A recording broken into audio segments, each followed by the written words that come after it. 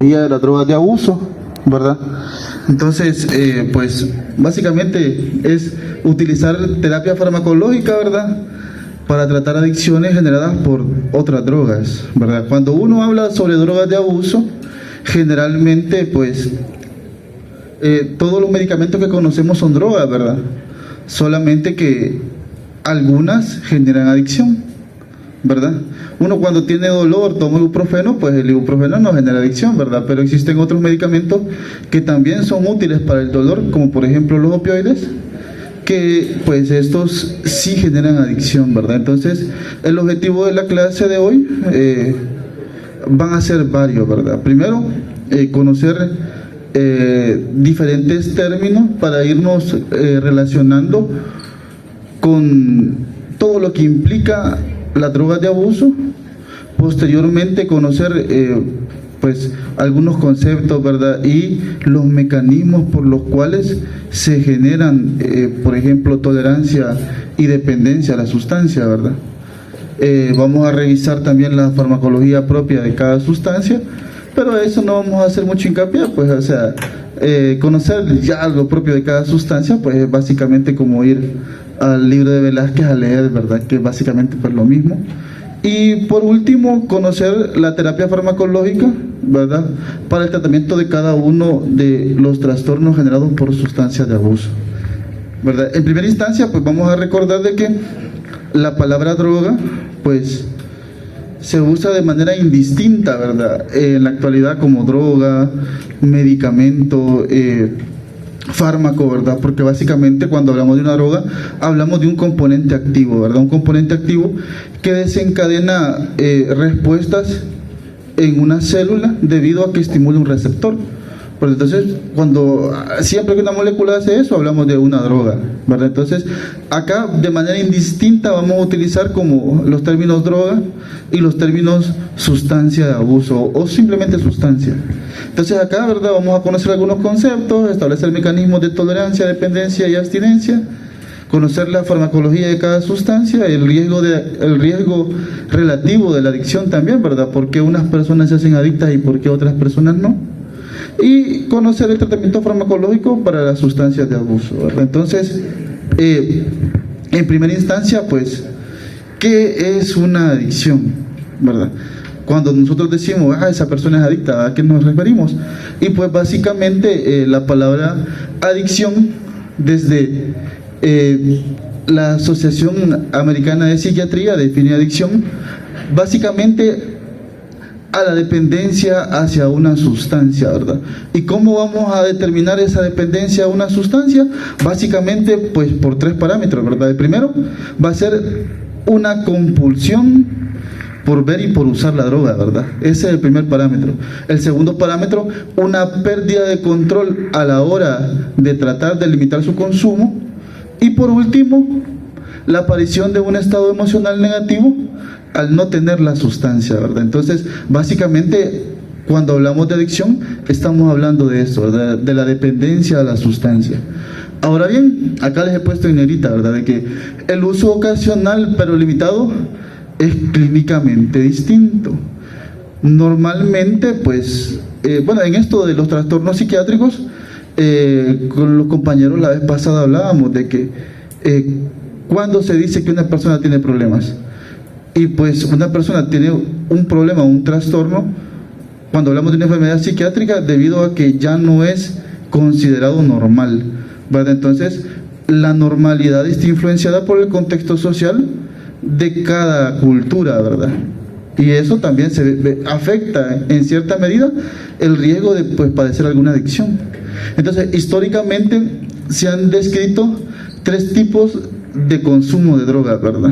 El primero, que es el consumo ocasional controlado o el uso social de la sustancia, ¿verdad? A veces cuando ustedes van a pasar consulta y el médico les preguntan, toma, y uno dice de manera ocasional, ¿verdad? Pero, ¿qué quiere decir eso de que uno consume sustancia de manera ocasional? Pues cuando uno consume sustancia de manera ocasional, quiere decir de que uno no busca la sustancia, sino que uno llegó a un lugar para un evento especial, ¿verdad? Y ahí le ofrecen a uno ¿verdad? Por ejemplo, un brindis o algo por el estilo, y no se sobrepasa. Entonces, cuando uno hace eso, entonces es un consumidor social, ¿verdad? Generalmente el consumidor social toma lo mucho unas 2 veces al año, ¿verdad? Cuando hablamos de la sustancia del alcohol. El siguiente tipo de consumo es el abuso de drogas o uso nocivo de sustancias. Cuando hablamos de esto, pues es, por ejemplo, las personas que cada fin de semana pues están esperando el fin de semana para ir a echarse la cerveza, ¿verdad? Por ejemplo. Entonces, cuando nosotros estamos haciendo eso, o que cuando llegamos, por ejemplo, a ver un partido de fútbol, comenzamos a tomar cerveza una tras otra y nos vamos un poco embriagados, pues eso ya no se considera un consumo social, sino que un uso nocivo de sustancias, ¿verdad? Y el último patrón de uso de drogas es la adicción a la droga, ¿verdad? Que pues se caracteriza principalmente por eso, por una compulsión a la hora de tratar de ingerir la sustancia y la dificultad para limitar su consumo.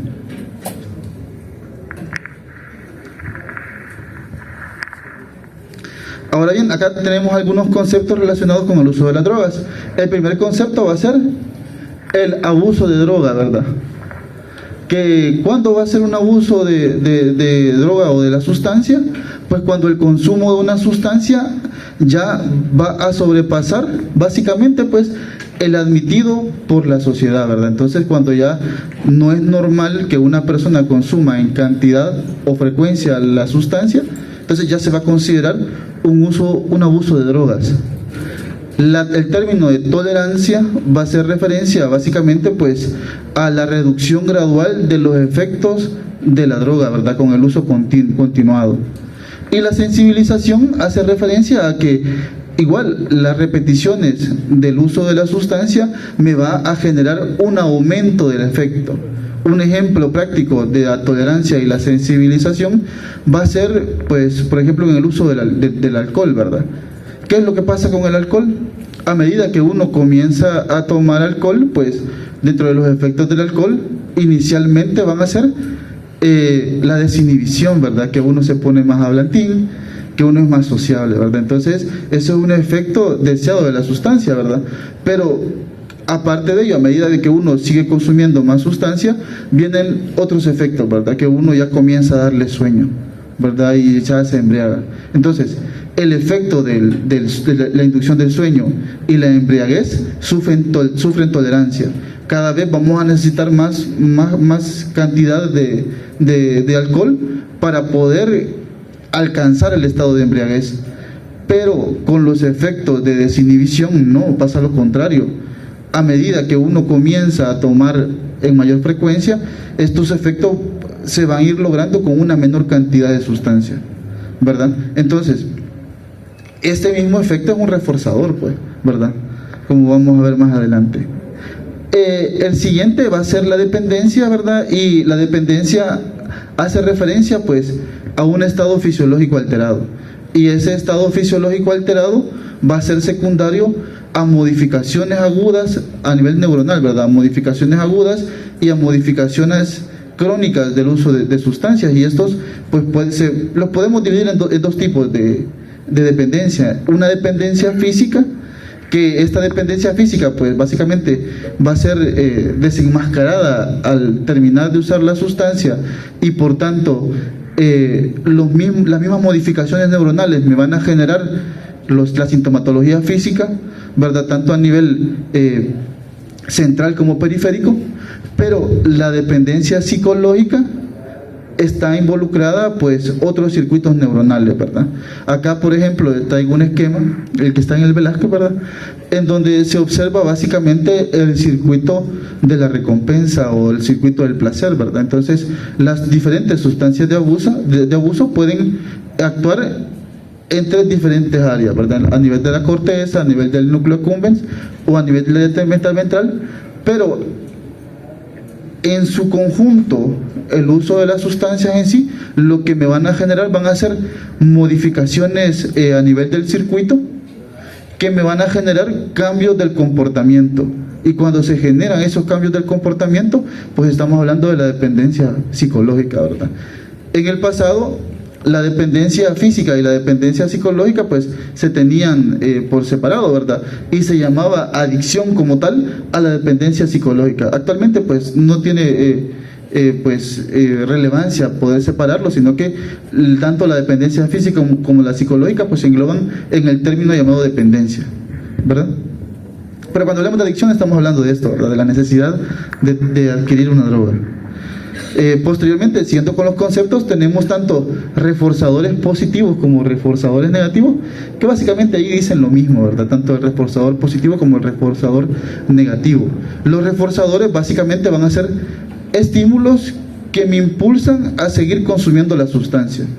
Pero cuando hablamos de un reforzador positivo, volviendo al ejemplo del uso del alcohol, pues como uno cuando consume alcohol, si es callado pues y se echa unas copas, ya se vuelve más sociable. Entonces eso va a servir como un reforzador positivo, porque mentalmente uno lo nota como placentero, ¿verdad? Entonces uno, si tiene ese efecto, va a seguir consumiendo la sustancia para volver a sentirlo, ¿verdad? Entonces eso me condiciona a mí a seguir consumiendo. Por otro lado, el reforzador negativo, eso ya podemos observarlo con el uso pues más crónico de la sustancia, ¿verdad? Por ejemplo, está el síndrome de abstinencia. Cuando nosotros hablamos de síndrome de abstinencia, pues van a ser todos los síntomas del malestar. Cuando hablamos de alcohol, pues de la goma, la famosa goma, ¿verdad? Entonces los consumidores crónicos, cuando comienzan a sentir los efectos de la abstinencia, ingieren alcohol para no sentir esos efectos aversivos, ¿verdad? Entonces, de esta manera funciona como un reforzador negativo. Nos motiva a seguir consumiendo la sustancia, pero para no sentirnos mal. Y el otro, el reforzador positivo, nos incita a consumir la sustancia, pues para sentirnos bien, ¿verdad? El trastorno por consumo de sustancias es en sí el término que se le ha dado ahora a la adicción como tal, ¿verdad? Y en vez de adicción, el trastorno por consumo de sustancias. Entonces son como que sinónimos. Y este va a ser un patrón de consumo inadaptado de la sustancia, que se va a caracterizar pues por la pérdida de control, la desadaptación social, y aparte de ello pues el consumo de riesgo, ¿verdad? Uno, a pesar de que sabe que se puede matar bolo manejando, pues no le importa y siempre se va a consumir sustancia, ¿verdad? Entonces, y hablando de adicción como tal, pues va a ser más o menos eso, es el hábito de quien se deja dominar por el uso de alguna sustancia, ¿verdad? Entonces, ahora que ya entendemos un poquito de estos términos, acá les he puesto más o menos cómo es que se diagnostica el trastorno por consumo de sustancias. Cuando hablamos de las enfermedades psiquiátricas, ¿verdad?, o las enfermedades mentales, no se puede presentar de manera física signo, ¿verdad?, como tal, sino que para hacer el diagnóstico nosotros lo utilizamos como un manojo de síntomas, ¿verdad? Entonces al encontrar un manojo de síntomas podemos clasificar la patología como tal, y en este caso pues acá tenemos el Manual Diagnóstico y Estadístico de los Trastornos Mentales, ¿verdad?, que se abrevia como DSM y que es la 5ª edición, para los criterios diagnósticos para el consumo de alcohol, ¿verdad? Entonces acá les pone, ¿verdad?, de que el consumo del alcohol va a ser un patrón problemático de consumo de alcohol que provoca un deterioro o un malestar clínicamente significativo, ¿verdad? Entonces nosotros tenemos que encontrar cualquiera de los siguientes síntomas. Para poder diagnosticarlo, pues lo podemos clasificar como un trastorno por consumo de alcohol ligero, moderado y severo, dependiendo de cuántos síntomas estén presentes. ¿Y cuáles van a ser esos síntomas que vamos a buscar? Pues primero, con una frecuencia de 12 meses, en un periodo de 12 meses en el último año, la frecuencia y la cantidad de veces que la persona consume alcohol, ¿verdad? Aparte de ello, el deseo persistente de consumirlo o el fracaso de intentar dejarlo, es otro criterio, ¿verdad? Aparte de ello, las ansias o un poderoso deseo o necesidad de consumir la sustancia. Y otro punto importante, el incumplimiento de los deberes, ¿verdad? Una persona que ya tiene un trastorno por consumo de sustancias, pues generalmente pues no le interesa, ¿verdad? O tiene percepción alterada, ¿verdad? Entonces prioriza el consumo de sustancias por sobre otras cosas que pues son más importantes socialmente, ¿verdad? Entonces, a pesar de ello, pues la persona sigue consumiendo alcohol a pesar de tener problemas sociales o tener accidentes, y aparte de ello, pues también que el paciente tenga tolerancia o que tenga síntomas de abstinencia, ¿verdad? Entonces, cuando nosotros hacemos, le pasamos el test a una persona que pues posiblemente padezca del trastorno por consumo de sustancias, dependiendo de si presenta estos síntomas o no, pues lo podríamos considerar ya un trastorno por consumo de sustancias, y dependiendo pues de los síntomas, si es ligero, moderado o severo.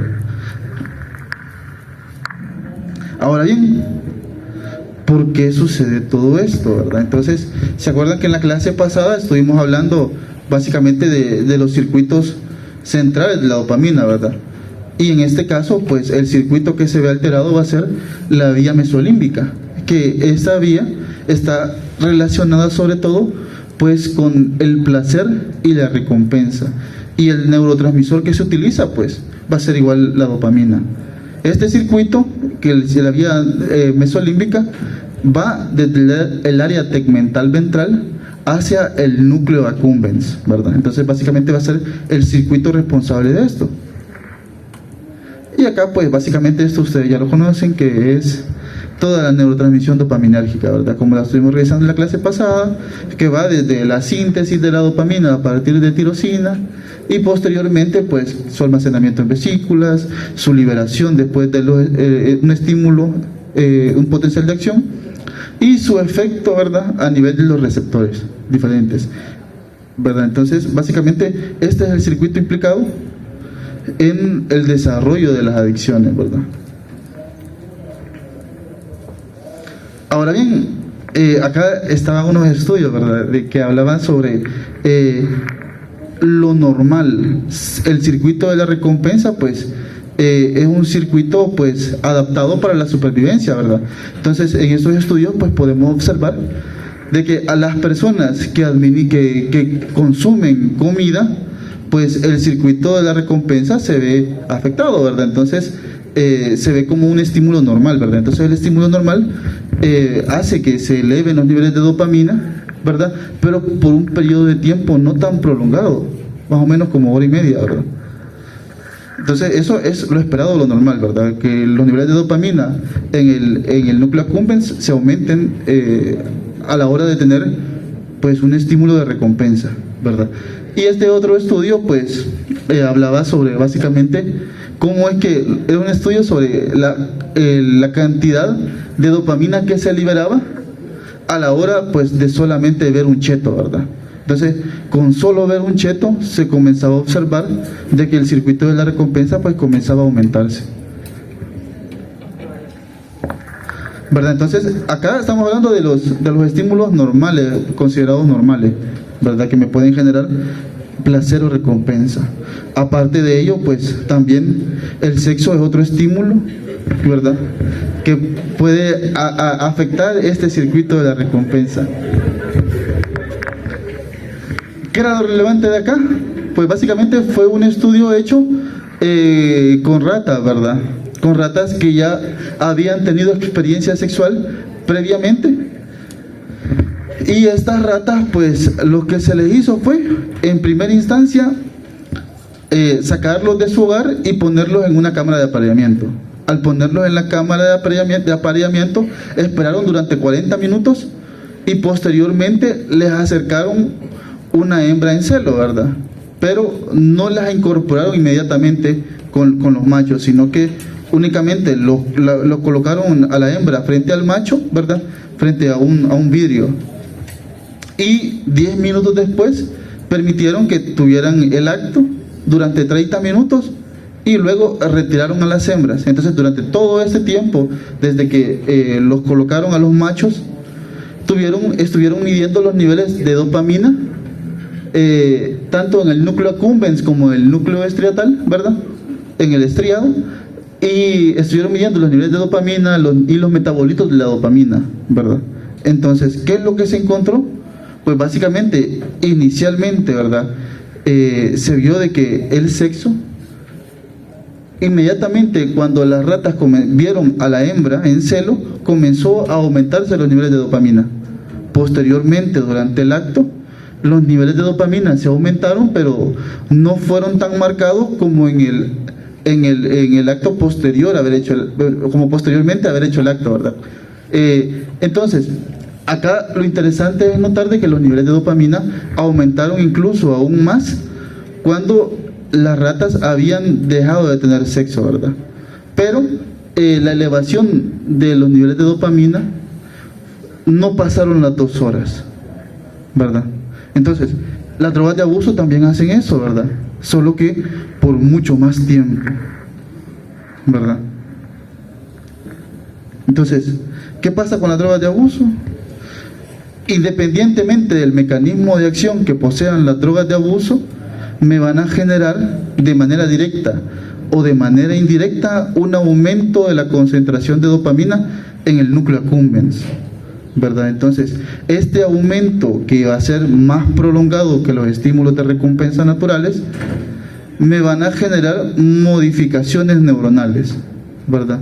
Y es a partir de acá que se comienza con todo esto del desarrollo de la adicción como tal, ¿ok? ¿Verdad? Entonces, por ejemplo, acá tenemos un ejemplo de la cocaína, por ejemplo, ¿verdad? Como si nosotros recordamos, el mecanismo de la dopamina, de la cocaína, perdón, era pues bloquear los recaptadores, ¿verdad? Pero no únicamente noradrenalina, sino que bloquear los recaptadores de las monoaminas. Entonces, pues, aumenta la cantidad de dopamina, de noradrenalina y de serotonina, pues, en la hendidura sináptica, ¿verdad? Entonces, ahí es un mecanismo directo por el cual la cocaína aumenta la cantidad de dopamina presente en el circuito, ¿verdad? Entonces, ¿por qué se genera la tolerancia y por qué se genera la dependencia? ¿Verdad? Primero vamos a hablar un poquito sobre la tolerancia.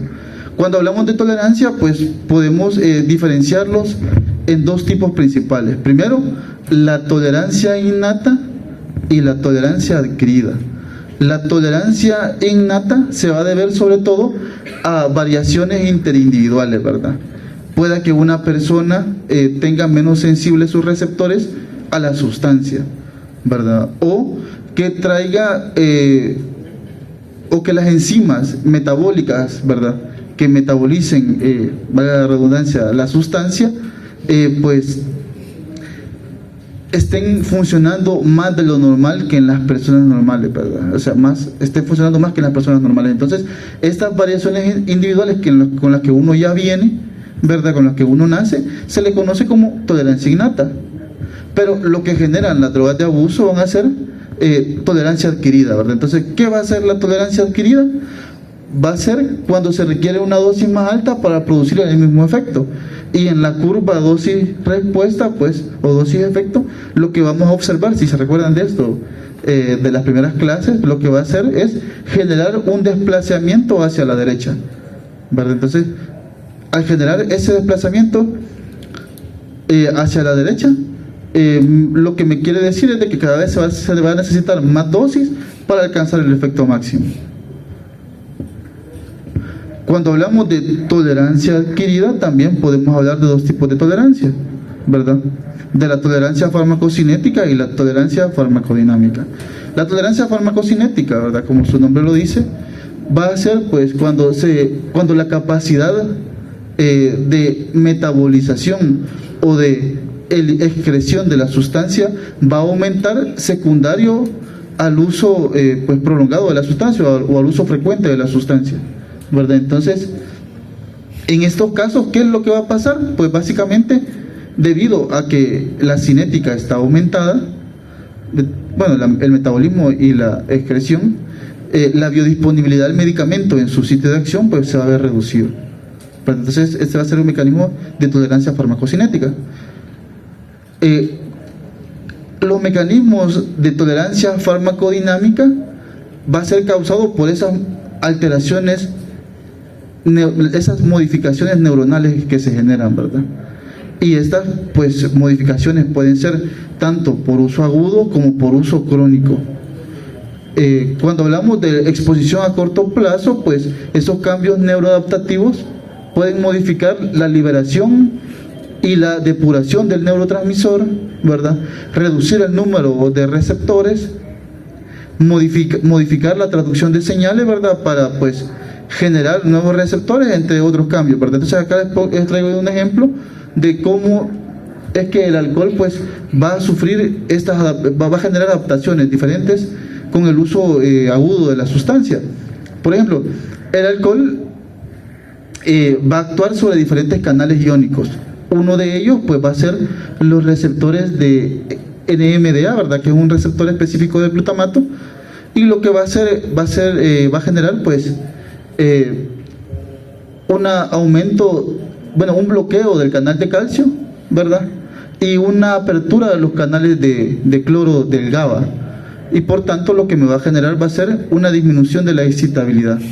De esta manera, al reducir la excitabilidad, va a aumentar la secreción de dopamina, ¿verdad?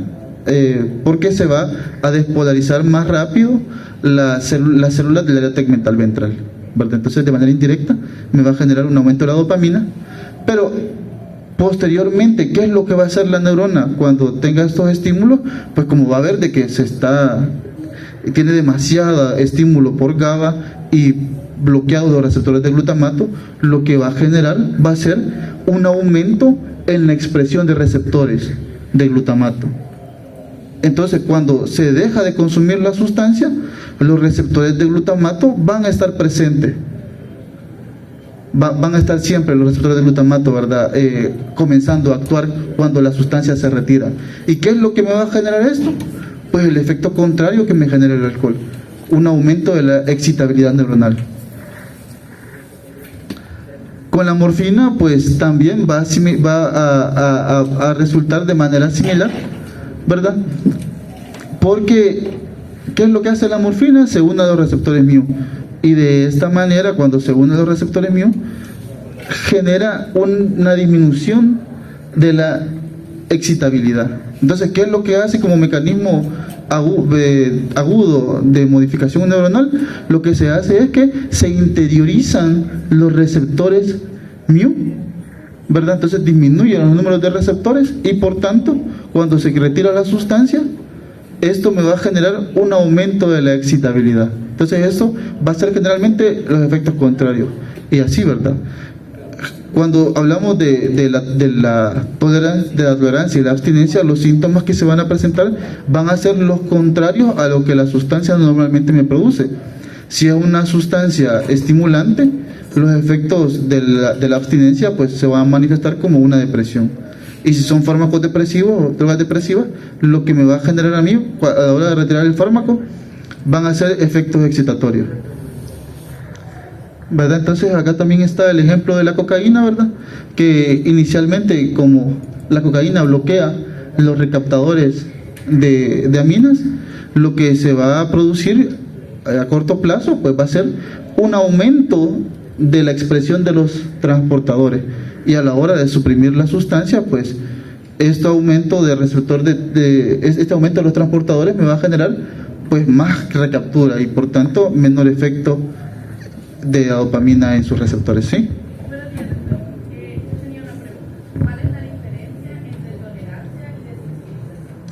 La tolerancia y la desensibilización. Vaya, como les comenté previamente, la tolerancia tiene que ver con la reducción de los efectos debido al uso continuo de una droga, ¿verdad? Pero la sensibilización, que también se le conoce como tolerancia inversa, es lo contrario, el aumento del efecto de una sustancia con el uso repetido de una, ¿verdad?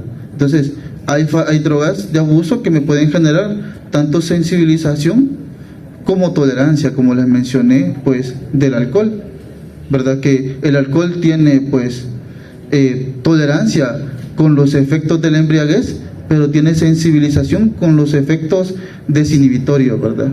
Que es lo que nosotros observamos. Ya inicialmente, pues, puede que ustedes necesitaban 3 cervezas para volverse sociales, ¿verdad? Con el uso de la sustancia y a medida que avanza pues la patología, vamos a necesitar cada vez menos alcohol para encontrar ese efecto. Y a eso nos referimos con sensibilización, ¿verdad? Tolerancia y sensibilización son básicamente, pues, efectos contrarios, podríamos decirlo, ¿verdad?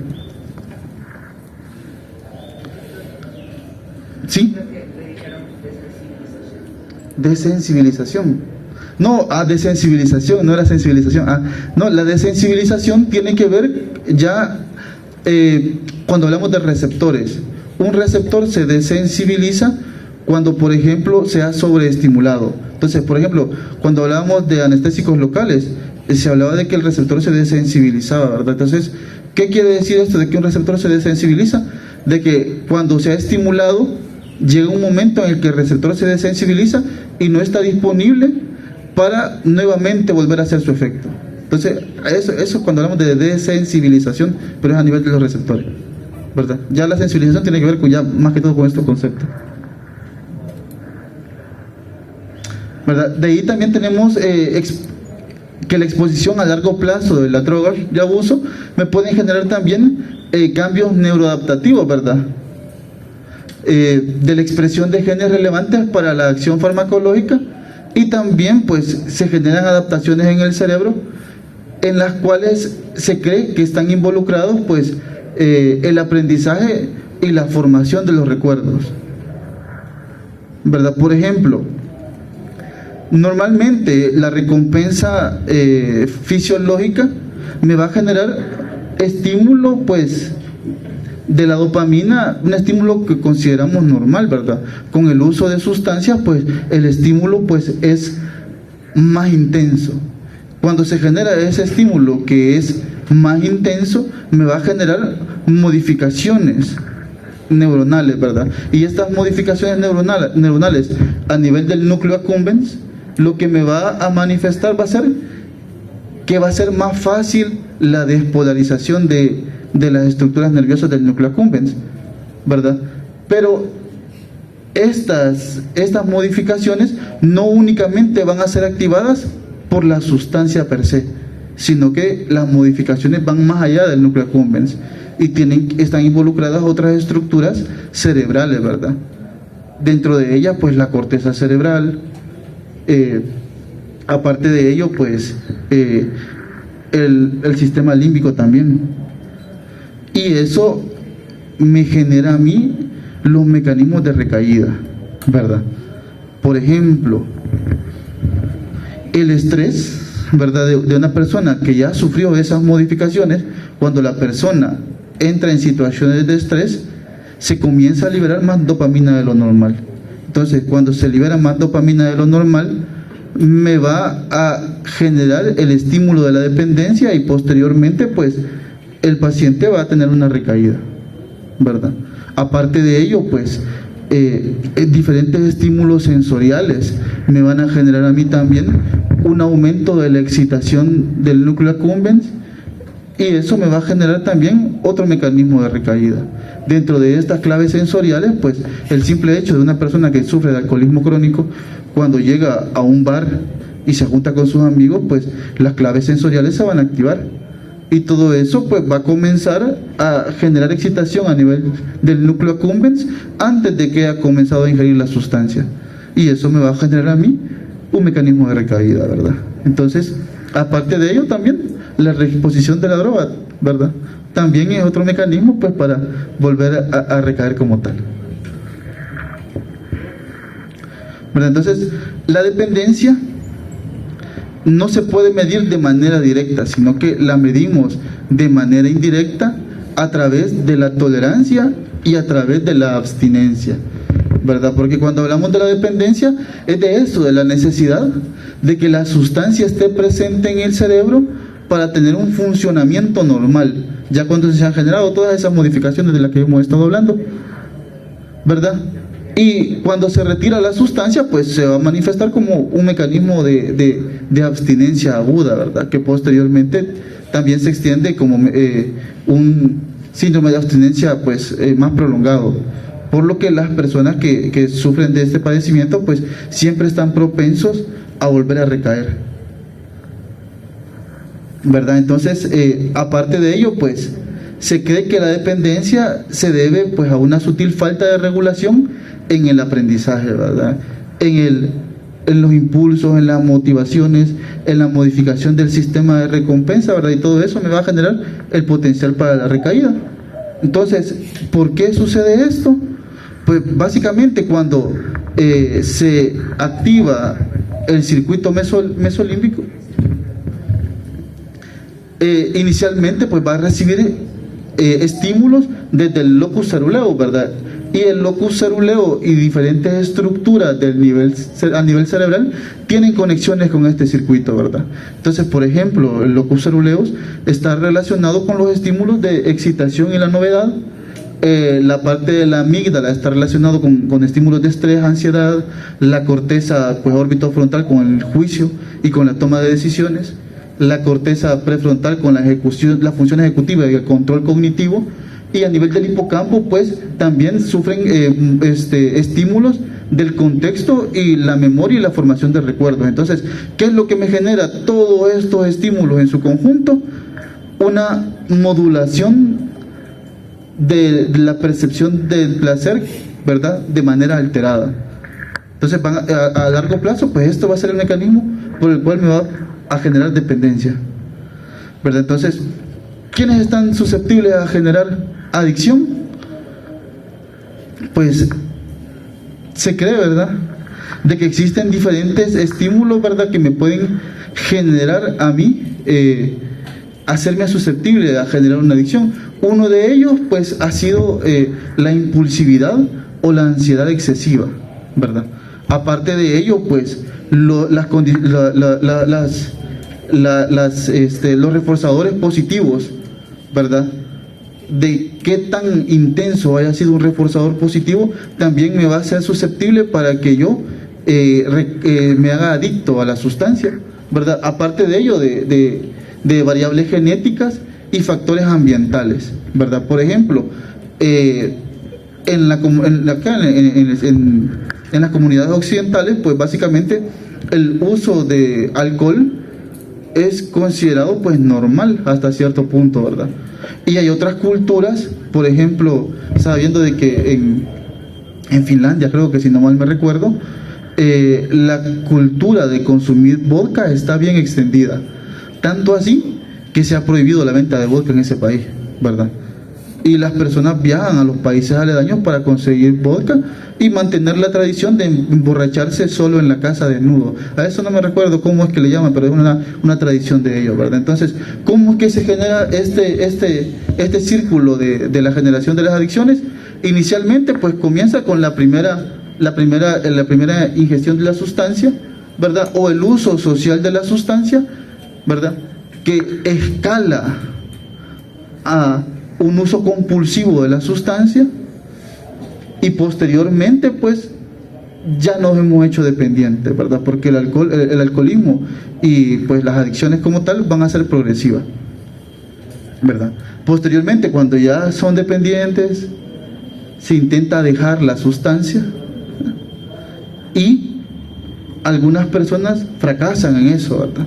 Y cuando se fracasa en dejar la sustancia, vuelve a recaer, ¿verdad?, el famoso craving. Entonces, recaen otra vez al uso compulsivo de la sustancia y se mantienen en ese círculo vicioso, ¿verdad? Existen pacientes que pues logran salir de eso, ¿verdad?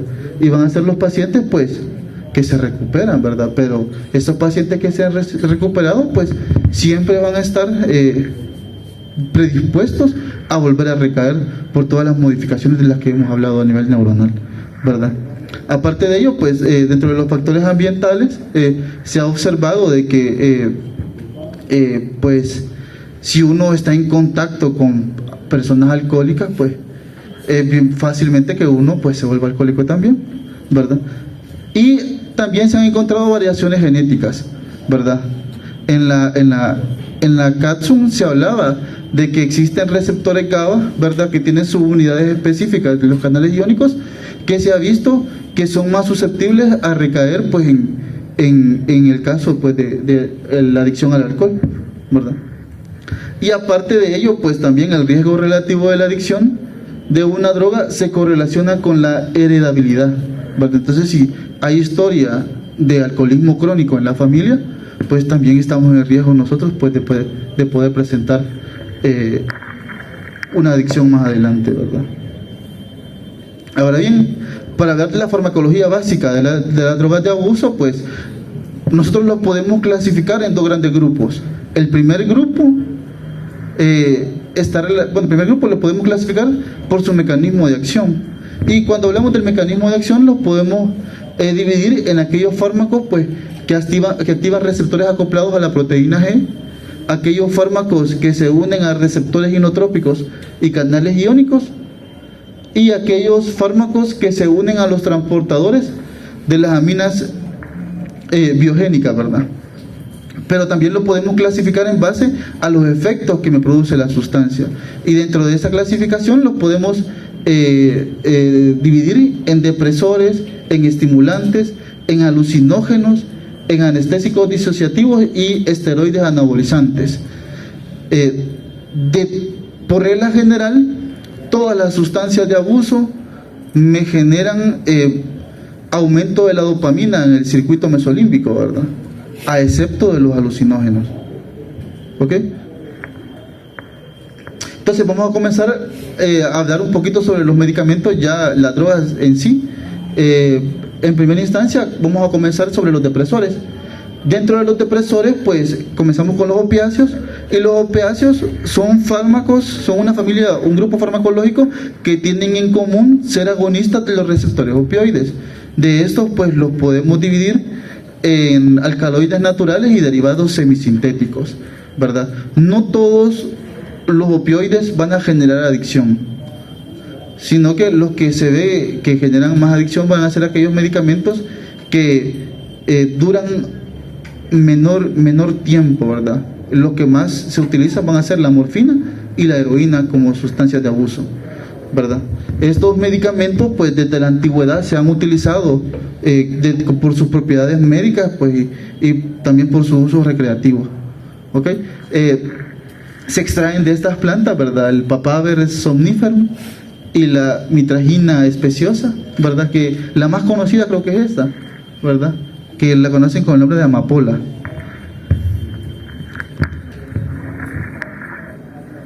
¿Verdad?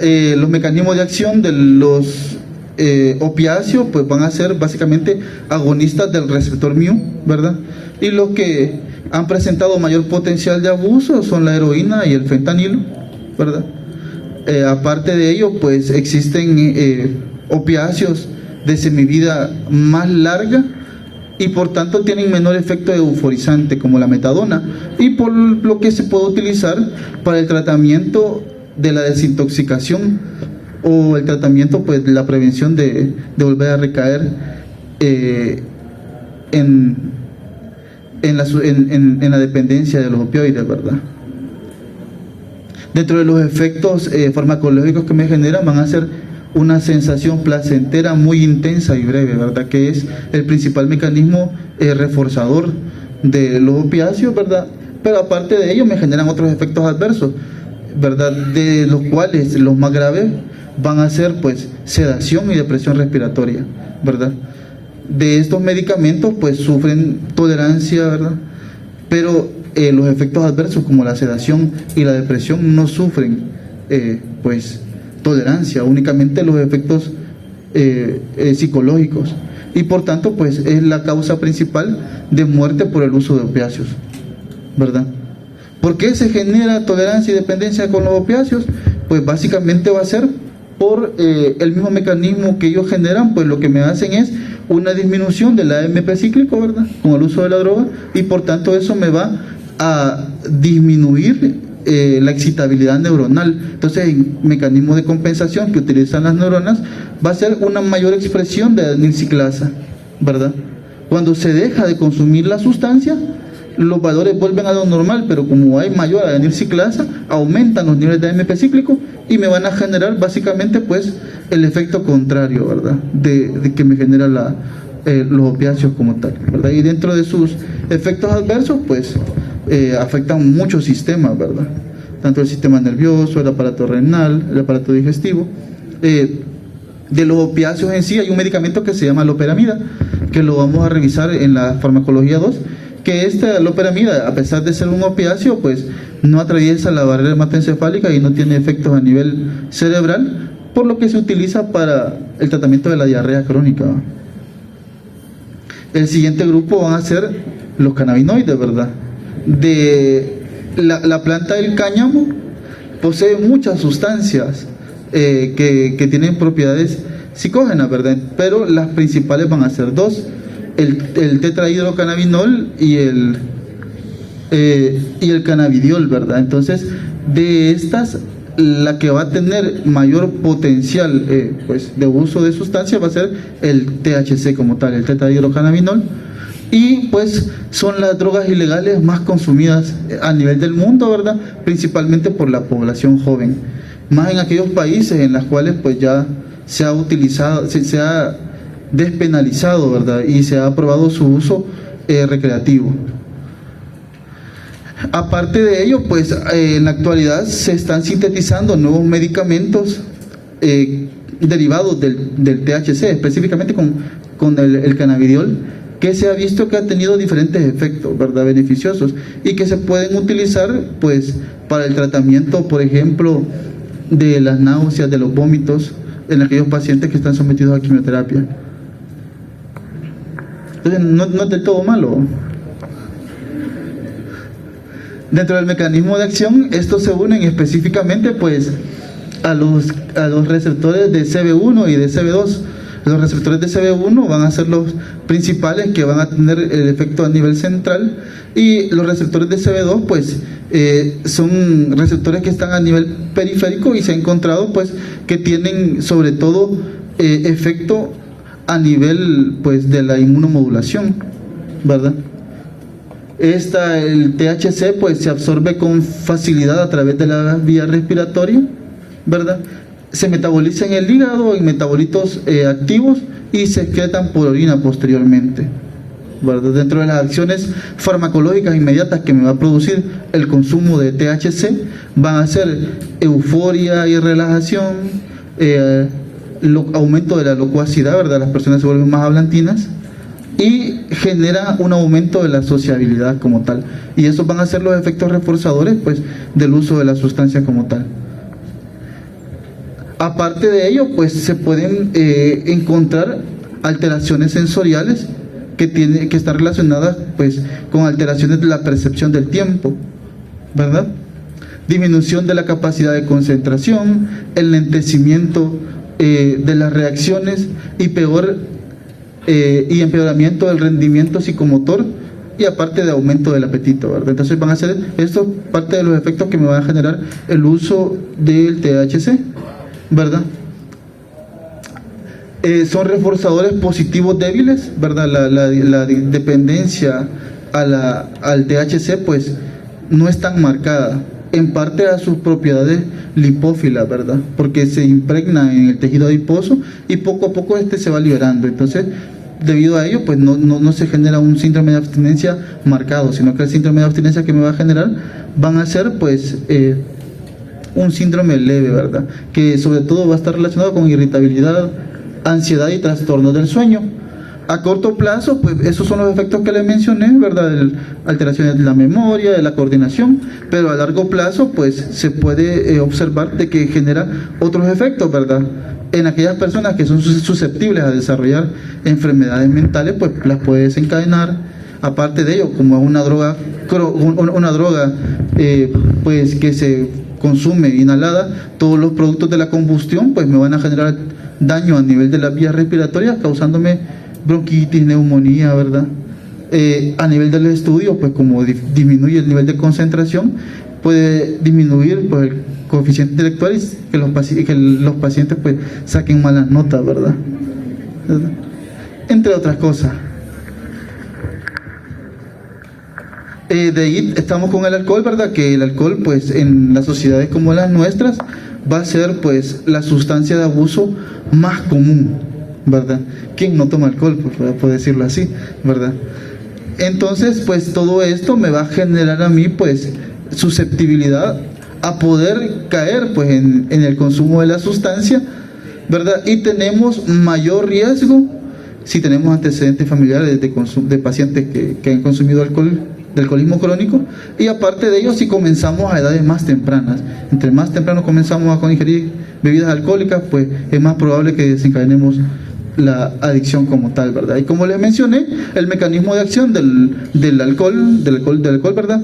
Lo que me va a generar va a ser pues alteración de la conductancia de los canales iónicos, específicamente pues del receptor GABA-A, pero también se ha visto que afecta a otros receptores como los receptores de glutamato, ¿verdad? Del tipo NMDA, y los receptores de serotonina, los receptores nicotínicos, ¿verdad? Entonces, el efecto global que genera es un efecto depresor. El alcohol, pues, se absorbe bastante bien y es poco lo que se elimina sin modificaciones a nivel de las vías respiratorias y a nivel de la excreción urinaria, ¿verdad? Y este es el mecanismo por el cual, pues, utilizan el antidoping a la hora de andar, que colocan los retenes, ¿verdad? Las acciones farmacológicas, pues, es un depresor del sistema nervioso central y dependiendo de la dosis, así van a ser sus efectos. Inicialmente, pues, lo que va a producir son los efectos por los cuales las personas comienzan a consumir alcohol, que van a ser desinhibición, locuacidad y aumento de la sociabilidad, ¿verdad? Posteriormente, a medida que aumenta su consumo, me llega al estado de embriaguez, en donde pueden aparecer cambios del estado de ánimo, alteraciones de la atención, de la memoria y también tendencia al sueño, ¿verdad? Y ya con niveles sanguíneos de 2 a 3 gramos, pues se puede presentar una intoxicación alcohólica, ¿verdad? Que me puede llevar incluso a un coma etílico. Es lo peligroso del alcohol. De acá, ¿verdad? Para su metabolismo se utiliza, pues, enzimas del citocromo P450, ¿verdad? Específicamente para transformarse el alcohol hacia acetaldehído, se utiliza el alcohol deshidrogenasa y luego el acetaldehído para transformarse en acetato por la aldehído deshidrogenasa, ¿verdad? El acetaldehído es el responsable de efectos desagradables del consumo de alcohol. Las náuseas, los vómitos, la cefalea se producen debido a la acumulación del acetaldehído y por tanto, pues, se utiliza el bloqueo de esta enzima se utiliza como una estrategia farmacológica, pues, para prevenir el consumo de alcohol, ¿verdad? Aparte de ello, también un sistema enzimático, ¿verdad?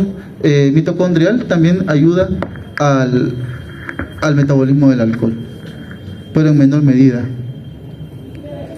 Dentro de los mecanismos de tolerancia, pues, como les mencioné previamente, se debe a que cuando se bloquean los receptores, pues se produce, como se inhiben los receptores de glutamato y se aumenta el tono de los receptores GABAérgicos, pues lo que se va a generar va a ser un aumento de la expresión de los receptores, de los canales de calcio. Los canales de glutamato van a ser receptores de calcio, entonces lo que se genera va a ser un aumento de estos canales y cuando se presenta la abstinencia, como hay más receptores de glutamato, lo que se va a hacer es un aumento de la excitabilidad neuronal, ¿verdad? Entonces eso es lo que me va a generar a la hora de generar abstinencia.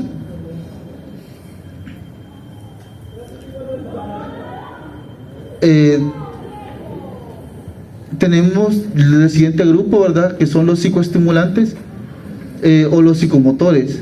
El primero, la cocaína, ¿verdad? La cocaína va a ser un derivado, es un alcaloide derivado de esta planta, el eritroxilon coca, ¿verdad? Entonces, de manera ilegal se comercializa, pues, en su forma de sal, ¿verdad? Que se puede observar como un polvo blanco cristalino, o aparte de ello, en una forma de base libre, ¿verdad? Que es el famoso crack. Entonces también se distribuye de esta manera. Y lo que va a hacer es unirse a las proteínas transportadoras de las aminas, ¿verdad? Bloqueando la recaptación y aumentando los niveles en la hendidura sináptica. Y estos van a ser, pues, los responsables de los efectos psicoestimulantes, ¿verdad? Que va a ser básicamente capacidad para potenciar la actividad dopaminérgica dentro de los circuitos mesolímbicos y mesocorticales. Se absorbe, pues, generalmente a través de la vía inhalatoria, ¿verdad? Si es en su forma de sal de manera directa o si es la forma de crack, pues, se ingiere de manera fumada, ¿verdad? Y atraviesa rápidamente pues el endotelio alveolar. Aparte de ello, pues los efectos van a ser rápidos, ¿verdad?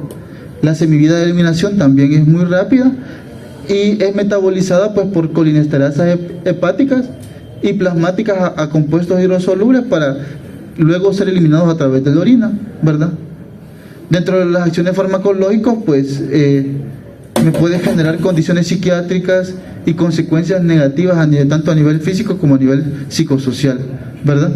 Me puede generar trastornos neurológicos, ¿verdad? Por aumento de la cantidad de aminas que están presentes en las hendiduras sinápticas. Aparte de ello, pues que me pueden generar trastornos cardiovasculares, ¿verdad? Como infarto del miocardio, ¿verdad? Por aumento del tono simpático mimético.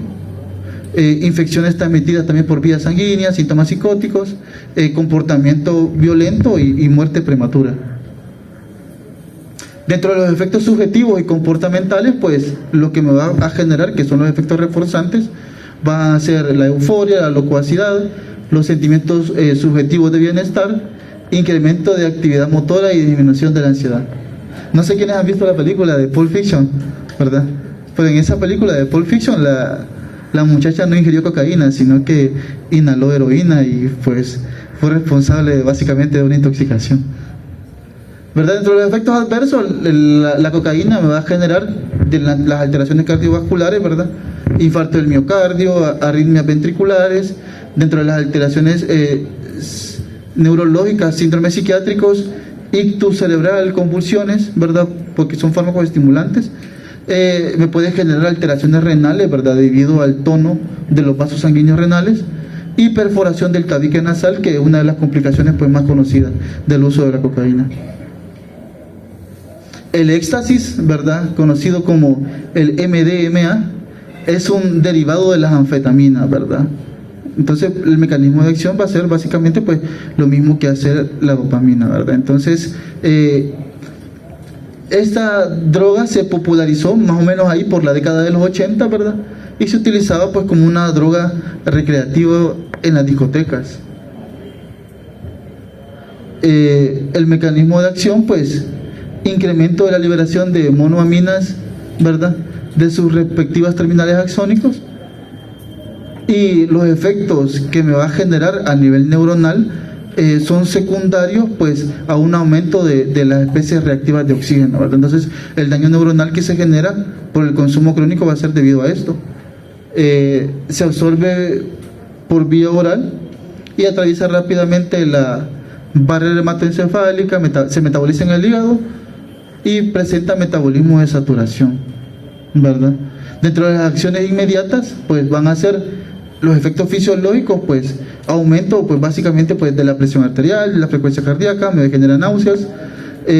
Aparte de ello, pues sudoración, serostomía, temblor, hiperreflexia, bruxismo, ¿verdad? Que el bruxismo es el aumento del tono de los músculos de la masticación, ¿verdad?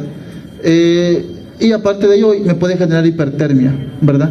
Dentro de los efectos psicológicos, que son los efectos reforzantes del uso de la sustancia, pues son aumento de la empatía, apertura emocional, reduce los pensamientos negativos, disminuye las inhibiciones y aumenta el estado de alerta, ¿verdad? Entonces, básicamente, pues por eso es que se utilizaba, se utiliza como sustancia de abuso, ¿verdad?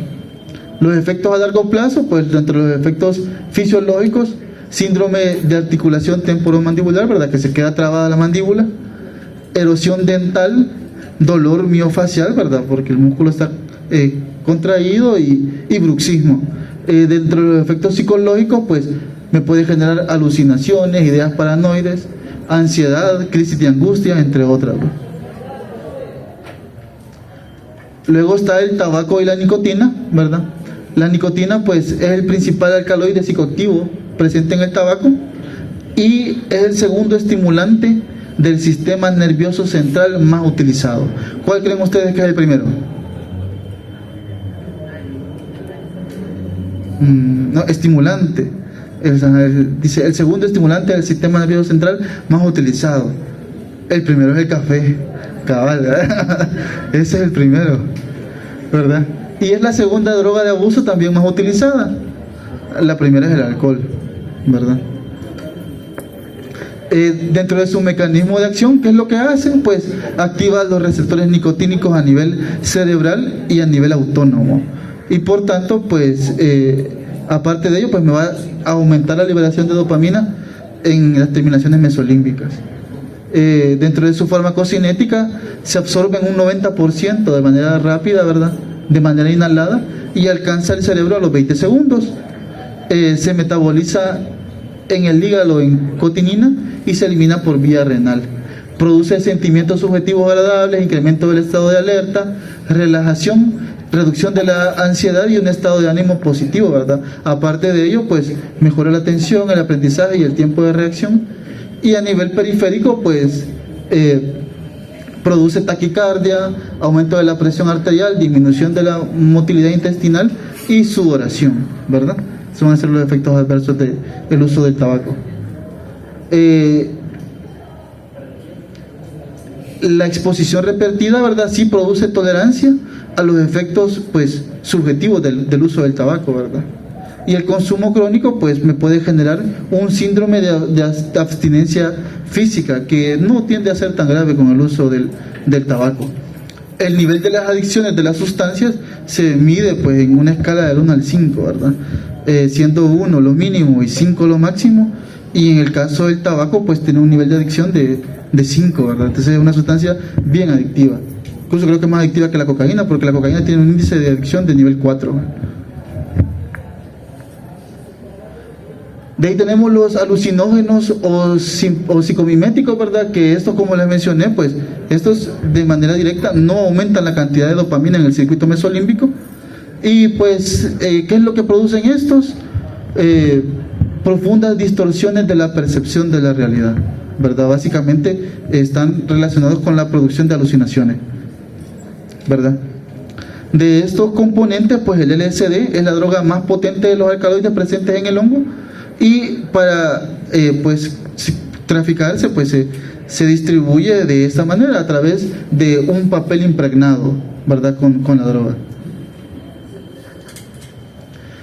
Dentro del mecanismo de acción se cree que actúa sobre procesos complejos como el conocimiento, las percepciones y el humor a nivel de la corteza cerebral y del tálamo. Eso es lo que se cree de la sustancia.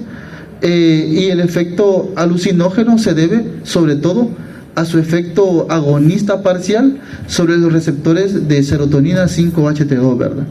Esos van a ser los principales efectos.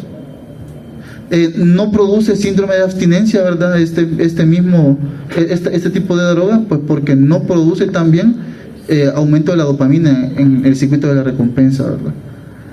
Pero sí se puede agarrar un efecto, una tolerancia rápida a los efectos subjetivos de la droga. De ahí tenemos los anestésicos disociativos. De estos hay dos específicos: el PSP, la fenciclidina, que es el famoso polvo de ángel, ¿verdad? Y junto con ella, pues también está otro fármaco que es la ketamina, ¿verdad? Entonces, de estas drogas, ¿qué es lo que hacen? Pues alteran la neurotransmisión excitadora mediada por el glutamato. Y los efectos que me van a producir van a ser sentimientos de disociación de la realidad, de distorsión del espacio, del tiempo o de la imagen corporal, alucinaciones, y también pueden producir pánico y miedo, ¿verdad? Entonces, son parte de los efectos que se generan. El otro es la ketamina, ¿verdad? Y esta ketamina, pues básicamente es de uso hospitalario, ¿verdad? Entonces las personas que lo trafican, pues básicamente lo extraen de ahí, ¿verdad? Del ámbito hospitalario para poder utilizarlo. Produce lo mismo que la feniciclina, ¿verdad? Y porque también es un agonista de los receptores del tipo NMDA, ¿verdad? Los efectos van a ser rápidos y poco duraderos y dependiente de la dosis, y provoca cambios perceptuales, reaccionales, psicopatológicos similares a la feniciclina, como les mencioné. Y por último, pues tenemos también que las hormonas masculinas también me pueden producir pues aumento del circuito de la recompensa, ¿verdad? En los últimos años, ¿verdad? Con esto del fisicoculturismo, se ha visto un aumento del uso de las sustancias anabolizantes, ¿verdad? A la cabeza la testosterona, ¿verdad? Entonces, al dejar de utilizar estas sustancias de abuso, también se puede producir síndrome de abstinencia, ¿verdad? Porque generan tolerancia. Entonces, dentro de los efectos del síndrome de abstinencia están depresión, fatiga, deseo de consumo, inquietud, anorexia, insomnio e disminución de la libido, ¿verdad? Y dentro de las complicaciones de su uso, pues están hepatopatía, trastorno metabólico, virilización, efectos cardiovasculares y problemas mecánicos, ¿verdad? Por la musculatura. La vez pasada estaba viendo de que básicamente se comparaban fibras musculares de los rinocerontes con fibras musculares de físico-culturistas que utilizaban ese tipo de sustancias y pues son bastante parecidas, ¿verdad? Pero un rinoceronte es un animal pues bastante grande, ¿verdad? Entonces, ahora sí ya con el último apartado de la clase, pues el tratamiento para los trastornos del uso de sustancias. ¿Por qué es importante tratar a los pacientes que tienen estas alteraciones? Pues porque el uso de sustancias me va a generar complicaciones, ¿verdad? Los pacientes alcohólicos generan complicaciones metabólicas, ¿verdad? Que posteriormente requieren pues internalización en los hospitales, y aparte de ello pues consumo de los bienes sanitarios, ¿verdad? Del Estado. Entonces pues por ello es importante pues darles un tratamiento para que ellos no recaigan en el abuso de las sustancias. En países como el nuestro, pues los trastornos del uso de la sustancia no se toman así con seriedad, ¿verdad? A pesar de que son bastante frecuentes. En ciertas ocasiones, cuando los pacientes llegan a la consulta y uno nota, ¿verdad?, de que tiene un patrón de consumo de sustancia que no es normal, a veces uno se hace el del ojo pacho y, o sea, solamente trata la afección por la cual llegó a consultar, ¿verdad? Entonces, en otros países, países del primer mundo, pues sí tienen estrategias para el tratamiento de las enfermedades por consumo de sustancias, ¿verdad?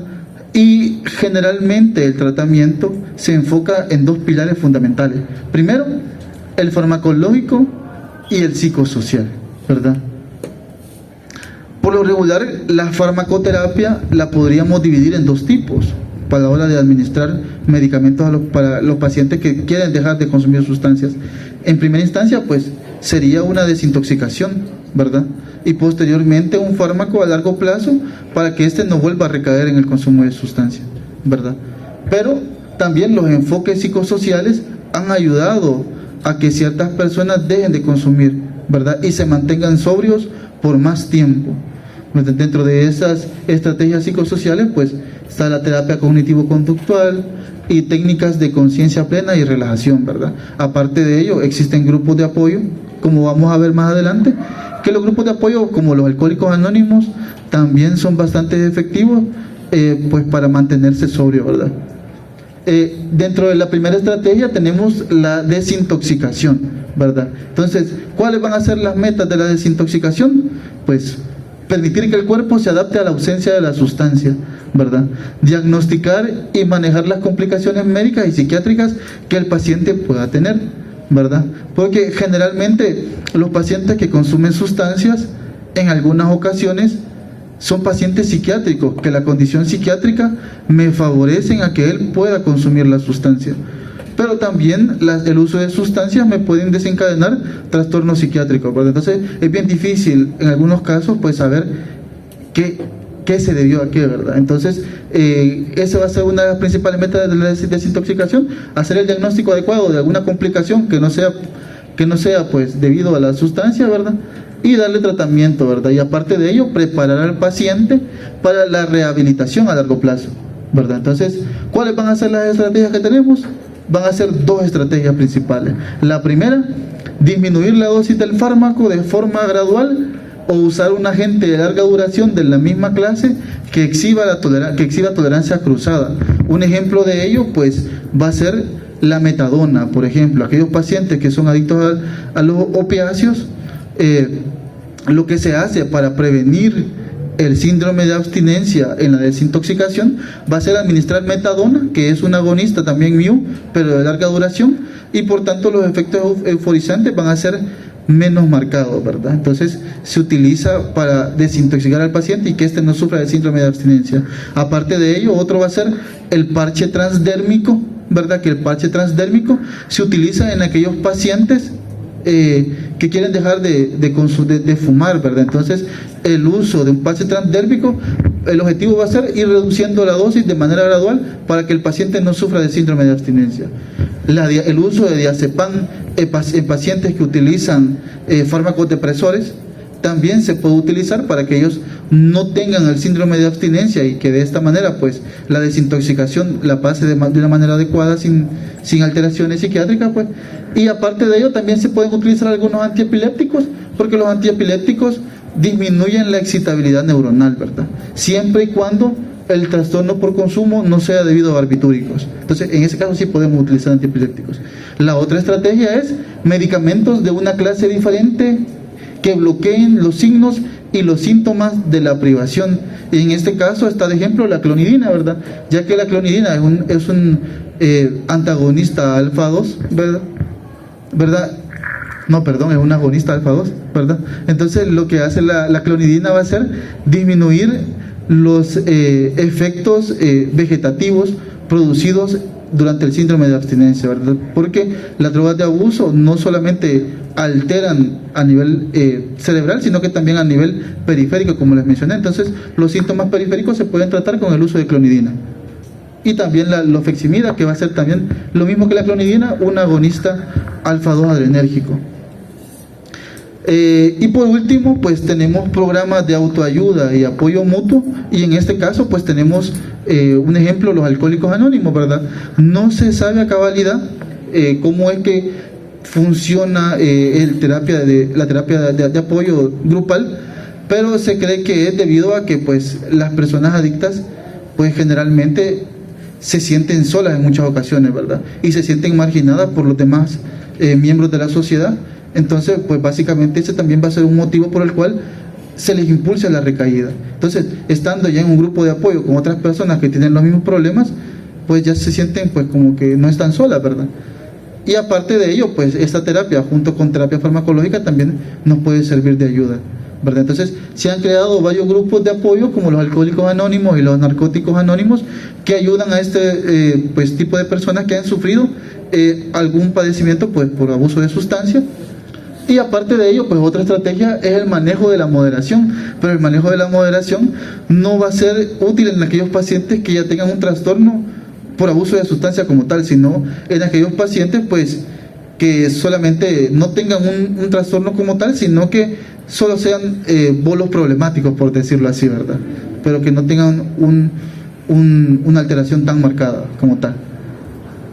Y por último, la farmacoterapia de los trastornos de sustancia, pues el hecho de saber todo esto de lo que hemos hablado, de que generan alteraciones en la vía de la dopamina, en el sistema de recompensa, todo eso nos ayuda pues para implementar terapias farmacológicas a largo plazo.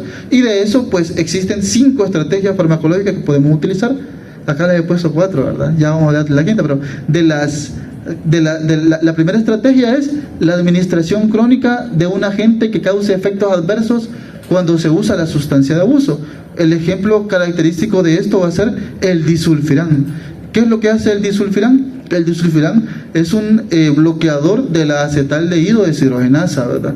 Entonces, cuando se usa de manera crónica, lo que hace es que inhibe la conversión del alcohol, del acetaldehído hacia acetato, ¿verdad? Entonces, al inhibir esto, pues aumenta la concentración de acetaldehído, y como mencionamos que el acetaldehído lo que hace es producir todos los efectos malos del consumo de alcohol, náuseas, vómitos, cefalea. Entonces, el paciente que comienza a tomar y esté tomando disulfiram va a comenzar a sentir eso cuando comience a tomar, ¿verdad? Entonces, va a ser un reforzador negativo, podríamos, bueno, no es reforzador, ¿verdad? Sino que es un fármaco que lo que quiere es prevenir que el paciente tome, ¿verdad? Porque se va a sentir mal a la hora de estar haciendo pues la actividad, ¿verdad? La siguiente estrategia va a ser bloquear los efectos de la sustancia de abuso con el uso de un antagonista. El ejemplo característico es la naltrexona, que va a ser un antagonista de los receptores mu, ¿verdad? Los receptores de opioide. ¿Y qué es lo que va a hacer esta? Pues cuando una persona utilice de manera crónica la naltrexona, cuando se ingiera la sustancia, este antagonista va a competir con el ligando que se ingiera, ¿verdad? Y de esta manera los pacientes ya no van a sentir el subidón, ¿verdad? que les hace sentir el uso de las sustancias pues que tienen un efecto marcado como la heroína, ¿verdad? Entonces, ¿cuál va a ser el problema con la naltrexona?